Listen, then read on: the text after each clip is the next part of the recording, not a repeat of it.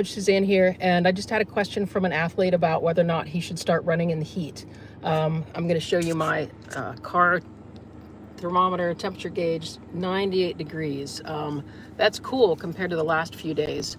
So running in the heat or exercising in the heat is obviously can pose some dangers, but it doesn't necessarily have to be dangerous. Thing number one, obviously sun protection. If there's no cloud in sight, you have to be careful of sunburn, but that's not isolated to the heat. As far as the heat itself, the human body can adapt to hotter environments by increasing the enzyme production that sends more blood flow to the skin, which allows more sweat to take place. And the more sweat that is on the surface of the skin, the more moisture there's to evaporate. When moisture evaporates, it it releases heat. It consumes heat to evaporate, and so it cools the surface of your skin. It cools the environment. When it's on your skin, it cools the environment next to your skin. So when you're adapted to the heat, you will actually sweat more to send more body to the skin, and so blood gets shunted away from the muscles, away from the gut, in order to keep your body cool. Because the number one thing is to maintain your internal body temperature low.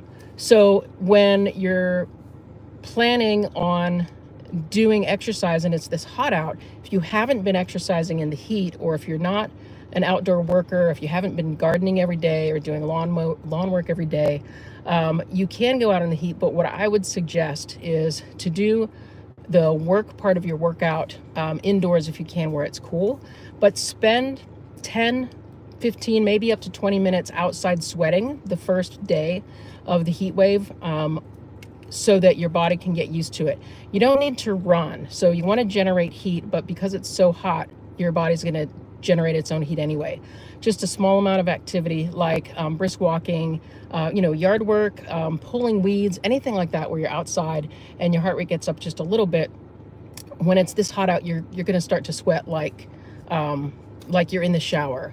And that is enough to trigger your body to start those adaptive mechanisms. I would do that for 3, 4, 5 days in a row so that you can see how you're responding to it. If you're doing okay, obviously you need to hydrate before and after this as well, because you're losing more moisture. You can start doing some light activity in the heat, some very, very, very light jogging. If you want to do it in a park so that you're in the heat of the air, but you're out of the sun, that's ideal. You can always stop and be in the shade, but always have an access to a cool environment like your car.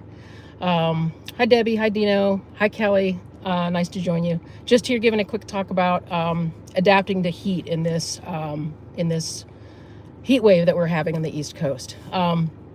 So it takes about 2 to 3 weeks for your body to adapt completely. And by that I mean for your body to ramp up its enzyme production to the highest amount so that it can send the most amount of blood flow to the skin, again, to cause the most amount of sweating. And part of that adaptation is that when we sweat, we lose some salt and some minerals and some electrolytes.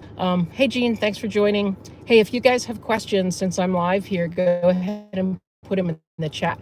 I'm happy to see you guys are on. So you lose salt through your sweat, and so your body will adapt the sweat glands so that your sweat is less salty. As you adapt more to the heat, you excrete less salt relative to the amount of fluid that you're losing.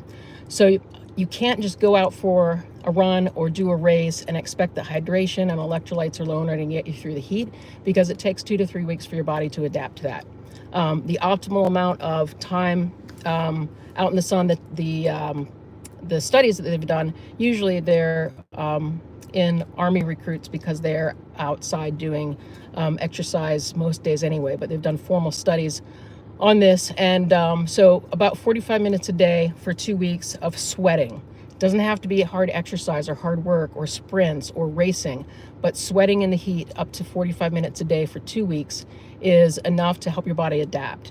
Your blood will begin to build its volume. You're going to retain more fluid in the blood vessels in the circulatory system, and that will allow the blood to go to the skin but continue going to the muscles and the heart.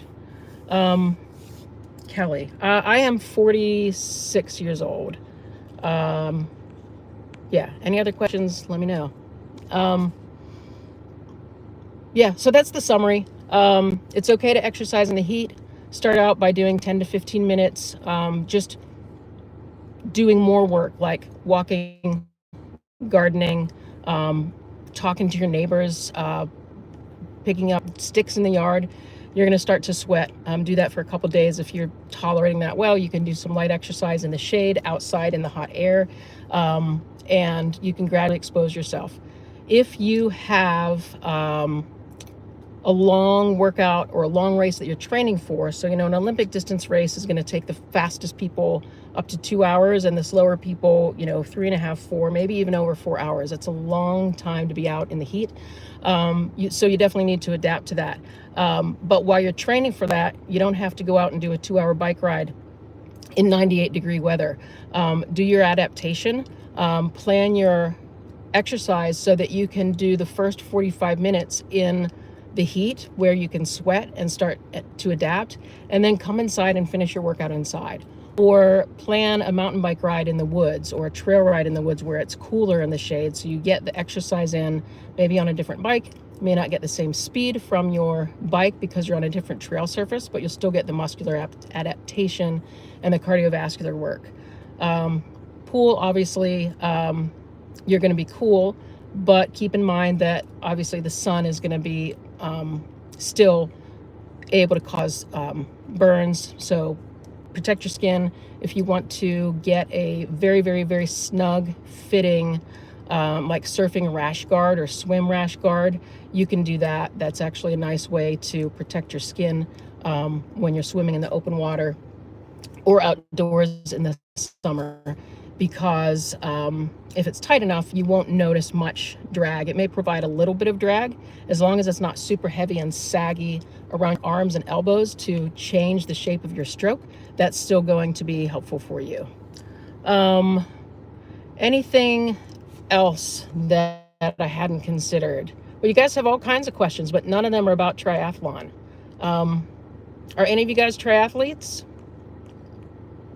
who are on live right now? Doesn't look like it. Okay. Yeah, if you guys have questions about the heat, specifically running or cycling in the heat or swimming outdoors in the open water, put them in the comments of this video. Thank you. Have a great day, everyone. Bye.